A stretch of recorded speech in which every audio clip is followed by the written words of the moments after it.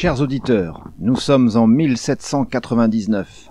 Notre envoyé spécial dans l'océan Indien, Louis Garneret, un jeune homme de 16 ans, qui est dans la marine depuis l'âge de 13 ans, va nous donner des indications sur ce qu'il se passe à bord de la Preneuse. C'est une frégate de 40 canons et 4 obusiers, qui a perdu 50 hommes lors d'une bataille dans la baie de Lagoa, qui vient de traverser une tempête, donc qui est relativement endommagée, et qui se trouve prise en chasse par un vaisseau anglais, le Jupiter, armé de 64 canons.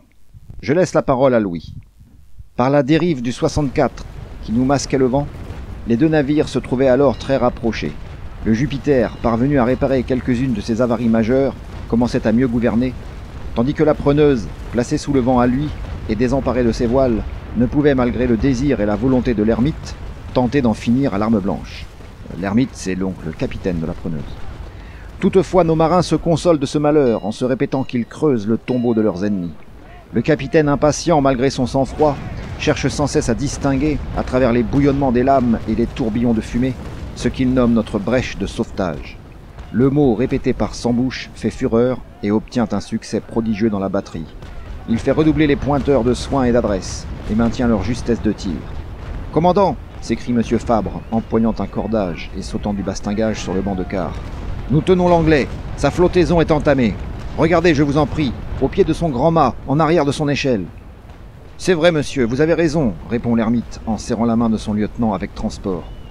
Puis, d'une voix émue cette fois par la joie, « Courage, enfants! Bravo! Visez toujours au même endroit !» Pendant 1 heure, le feu continue avec la même précision, le même acharnement. L'ermite, l'œil ardent et inspiré, ne quitte plus du regard la brèche du Jupiter. Il lui faut, je le devine, une grande force de volonté pour ne pas laisser éclater la joie qui l'anime. Ce moment doit être le plus beau de sa vie. Ses officiers l'entourent en observant un profond silence. Ils respectent son bonheur. Enfin, l'ermite se retourne vers eux. « Messieurs, leur dit-il d'une voix calme et tranquille, nos boulets ont enfin rempli leur mission. Une autre brèche se forme à côté de la première. Il y a maintenant plus de 50 coups visibles dans un rayon de 10 pieds. Je crois donc pouvoir assurer, sans braver la fatalité, que nous sommes vainqueurs. Annoncez, je vous prie, cette nouvelle dans la batterie. » Les officiers s'empressent d'obéir à cet ordre. 1 minute ne s'est pas encore écoulée quand des cris de joie, plus furieux peut-être encore que ceux qui ont retenti pendant le combat, s'élèvent jusqu'aux cieux et prouvent que l'équipage partage les transports de son chef. Alors se passe une scène dont le souvenir est aussi vivant pour moi aujourd'hui que s'il ne datait que d'hier. Les Anglais se sont enfin aperçus qu'une submersion presque immédiate les menace. Quelques minutes d'inertie ou de faiblesse de leur part, et c'en est fait. Tous, ils devront périr.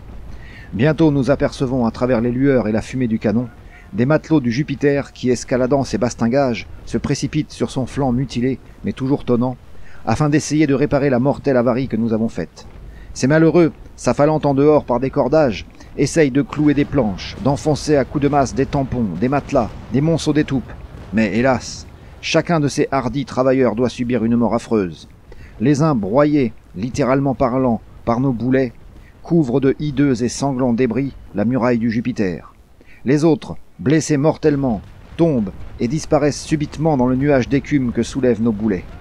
D'autres plus malheureux, enfin, atteints aussi par notre feu, sont parvenus à saisir un cordage et traînés pendants et mutilés le long du sillage du Jupiter qu'ils empourprent de leur sang, poussent des cris déchirants de détresse et appellent à leur secours. Leurs cris aigus tranchent sur le bruit sonore du canon et parviennent jusqu'à nous, mais nous y restons insensibles. Bien plus encore, nous dirigeons spécialement notre feu sur eux et sur ceux qui essayent de les sauver. À chaque coup de mousquet, une bouche se tait, un cadavre tombe. Il faut que ces hommes meurent, car leur dévouement pourrait sauver le Jupiter, et le Jupiter, l'ermite le veut, doit périr. Notre commandant, spectateur attentif et impassible de cette scène de carnage, s'adresse de nouveau à ses officiers. « Jamais, messieurs, leur dit-il, les Anglais ne parviendront à étancher cette brèche sans changer d'armure. Cela est humainement impossible. S'ils n'avisent un autre moyen de salut, avant un quart d'heure d'ici, le Jupiter coulera en ne laissant sur les flots, comme seul souvenir de sa grandeur et de sa force passée, que quelques débris humains et sanglants. Qu'on prépare nos canaux pour les sauver. » Pendant 10 minutes, les Anglais s'obstinent à leur œuvre impossible. Encore quelques secondes, et la prophétie de notre capitaine va être accomplie. Tout à coup, l'ermite pâlit, et poussant une espèce de rugissement, lui d'ordinaire si calme et si impassible, frappe avec fureur de son pied son banc de quart, et s'écrie, les yeux fixés sur le Jupiter, « Mais il laisse arriver. Il éventre son grand hunier et oriente sous toutes les voiles possibles au plus près. Orientez aussi les nôtres, enfants, et voyons si, désireux de venger ces désastres, il nous permettra d'achever notre victoire en acceptant l'abordage. L'équipage, qui en ce moment abandonnerait volontiers toutes ses parts futures de prise pour en venir aux mains, car il a soif de carnage, exécute cette manœuvre avec une rapidité et une précision qui tiennent du prodige.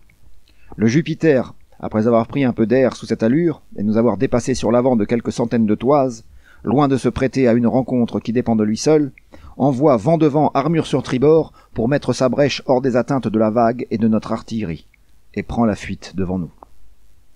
Les scènes de combat naval dans le livre sont assez pointues. Il y a un lexique à la fin, mais vous aurez quand même du mal, à moins d'être assez spécialiste dans le domaine de la voile. On a du mal à comprendre vraiment les détails. Mais peu importe, le parfum est là, car l'auteur a vécu tout ce qu'il nous raconte. Vous trouverez ça dans la petite bibliothèque Payot sous le titre Corsaire de la République. Et il y a aussi 2 autres tomes, Le Négrier de Zanzibar et Un corsaire au bagne. Tout ça vous raconte la vie de monsieur Garneret, qui avait 3 casquettes. Marin, dessinateur peintre et écrivain. Il y a de quoi méditer quand on réfléchit à ce que c'est qu'un combat sur l'océan. Car en fait, contrairement à un combat sur Terre, il n'y a pas moyen d'aller se cacher dans la forêt. Vous êtes sur un environnement tout à fait hostile, notamment là, ça se passe beaucoup dans l'océan Indien, donc bien connu pour ses nombreux requins. Vous pouvez pas vous défiler lors d'un affrontement. Et en fait, vous vous trouvez sur un bateau lourdement armé, face à un ou plusieurs autres bateaux également lourdement armés. Vous vous prenez des boulets dans la tronche. Les abordages, ça se fait avec la hachette, avec le sabre, etc. La marine de guerre, surtout à cette époque-là, devait être une des branches vraiment les plus terribles de l'armée. Donc Louis Garneret a été sur différents navires. Donc il y avait là, on vous a parlé du capitaine L'Ermite, qui était assez célèbre. Et à un moment, il a eu un piston pour avoir une place sous les ordres d'un autre capitaine tout à fait célèbre. Et nous allons voir comment s'est passée la rencontre avec ce capitaine. Vous allez voir que c'est assez surprenant. Le capitaine Ribaud Montaut-de-Vert vient chercher Louis Garneret pour le présenter. Nous sommes actuellement sur Terre, à l'île de France. Alors à l'époque, l'île de France, c'était l'île Maurice. Montaut-de-Vert monta rapidement l'escalier et s'arrêta au premier étage. Des éclats de rire, des paroles fortement accentuées et le bruit d'une discussion animée, quoique amicale, se faisaient entendre derrière une porte à laquelle mon conducteur frappa. « Entrez !» répondit une voix sonore. Le malouin poussa la porte, me prit par le bras et me fit passer devant lui. Je restai assez intimidé en me trouvant dans un grand salon rempli de monde, mais je me remis bientôt en reconnaissant parmi les personnes présentes plusieurs de mes connaissances, entre autres les enseignes Roux, Fournier et Viellard, et le contremaître Gilbert, qui tous avaient navigué avec moi sur la Preneuse. « Ah, te voilà, mon brave Ripaud !» s'écria un jeune homme de 24 à 25 ans, qui s'avança avec empressement vers le capitaine corsaire, et lui serra cordialement la main. « Fais ton grog à ta guise, allume ce cigare et causons. »« Merci, Robert, » répondit Montaut-de-Vert. « Tout à l'heure je boirai, je fumerai et je causerai tant que tu voudras, mais auparavant, laisse-moi te présenter le jeune homme dont je t'ai déjà parlé, le favori de l'ermite. C'est jeune, solide, plein de bonne volonté, instruit, et ça n'a pas encore eu de chance. Il n'a pas l'air bien gai, mais ne fais pas attention. Il n'y a pas encore 2 mois que Garneret voyait couler l'Amphitrite et se noyer notre pauvre ami Malroux. Ça lui a passé du noir dans la tête. « Bah, à quoi ça avance-t-il de se miner le tempérament ?» s'écria le jeune homme en me tendant la main. « Top là, mon ami, et ne te fais plus de bile. Quand on a rempli son devoir, on doit savoir se ficher du guignon. Tu me plais, parole. Reste à dîner avec moi, je t'égayerai à mort, et demain, après cette biture, tu chanteras comme un rossignol. Va-t'en préparer ton grog, je veux trinquer avec toi à ta chance future. » Le jeune homme, après m'avoir parlé ainsi, se dirigea vers un nouvel arrivant, tandis que je me rendais au buffet pour arranger mon grog. Du reste, je dois avouer que j'étais surpris au possible. Quel pouvait être, me demandai-je, ce jeune homme si simplement mis, dont l'air est si fier, si hardi, le regard si hautain et si perçant, qui me promet sa protection, et commence, sans m'avoir jamais vu, par me tutoyer comme si nous étions des amis depuis 10 ans. Quant à Montaut-de-Vert, loin de répondre à mes questions, il semblait prendre un malin plaisir à jouir de mon embarras. Ne pouvant obtenir aucun éclaircissement du capitaine de corsaire, je reportai toute mon attention sur l'inconnu qui m'intriguait tellement que, profitant de ce qu'il était occupé à causer, je me mis à l'examiner avec une vive attention. Ce jeune homme pouvait avoir, je l'ai déjà dit, de 24 à 25 ans. Quoique d'une taille élevée, environ 5 pieds 6 pouces, il était replet et de forte corpulence. Cependant, On devinait sans peine à la charpente vigoureuse de son corps qu'il devait posséder une force et une agilité musculaire vraiment extraordinaires. Ses yeux, un peu fauves, petits et brillants, se fixaient sur vous comme s'il eût voulu lire au plus profond de votre cœur. Son visage, couvert de taches de rousseur, était un peu bronzé par le soleil. Il avait le nez légèrement court et aplati, et ses lèvres minces et pincées s'agitaient sans cesse. Au total, il semblait bon vivant, un joyeux convive, un joyeux marin, et il éveilla toute ma sympathie. Seulement, le tutoiement dont il s'était servi vis-à-vis de moi ne me plaisait que médiocrement, et je me promis de lui faire sentir cette inconvenance. Je venais d'achever de préparer mon grog lorsqu'il revint nous trouver. « Eh bien, Garneret, me dit-il, sommes-nous plus gais à présent ? Allons, trinquons. Ta jeunesse et ton mauvais guignon, mon enfant, m'ont tout à fait disposé en ta faveur. Sans compter, m'a-t-on dit, que l'ermite t'estimait, et l'ermite est un gaillard qui se connaît en individu. À ta santé. Merci. » L'inconnu avala alors d'un seul trait son grog brûlant et reprit. « Voilà qui est convenu, Garneret. À partir d'aujourd'hui, tu m'appartiens. Tu viendras prendre mes ordres et gazouiller un peu avec moi tous les matins. Je t'attache à ma personne en qualité d'aide de camp. »« Je te remercie beaucoup, lui répondis-je, mais je voudrais bien savoir d'abord quel est ton nom. »« Mon nom » s'écria l'inconnu en éclatant de rire. « Ah, tu ne sais pas mon nom ?» Puis, se retournant alors vers le capitaine Ripaud de Montaut-de-Vert, qui faisait des efforts inouïs pour garder son sérieux, « Satané farceur, lui dit-il en se tenant les côtes. C'est comme cela que tu blagues tes protégés. Après tout, elle est bonne, la charge. Sacré farceur, va. » L'inconnu s'abandonna quelques secondes à sa gaieté, puis reprenant un air sérieux. « Garneret, me dit-il simplement, et sans paraître attacher la moindre importance à sa réponse.